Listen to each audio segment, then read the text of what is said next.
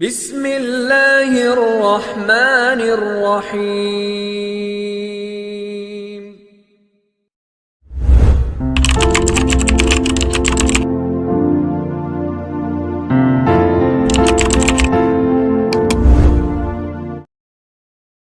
किसी भी चीज़ को सीखने या हासिल करने के लिए आपकी दिलचस्पी का होना बहुत ज़रूरी है, वरना आप वो चीज़ हासिल नहीं कर सकेंगे।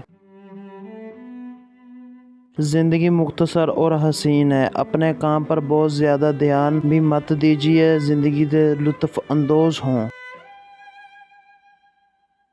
जब हमारे पास पैसा होता है तो गलतियाँ करना शुरू कर देते हैं। अगर आप कोशिश ही नहीं करेंगे तो आपको आजकल के लोगों की जेबें गहरी और दिमाग खाली हैं।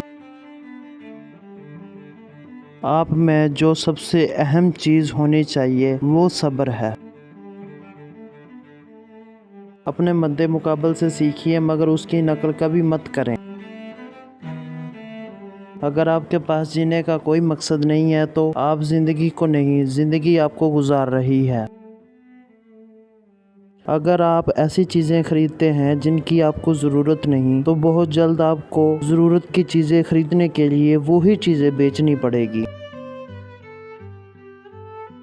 अगर आप अपनी मेहनत पर यकीन नहीं रखते और आसान रास्ते की तलाश में हैं, तो इस बात का बहुत कम इम्कान है कि आप अपने ख्वाबों को अमली शक्ल दे सकें।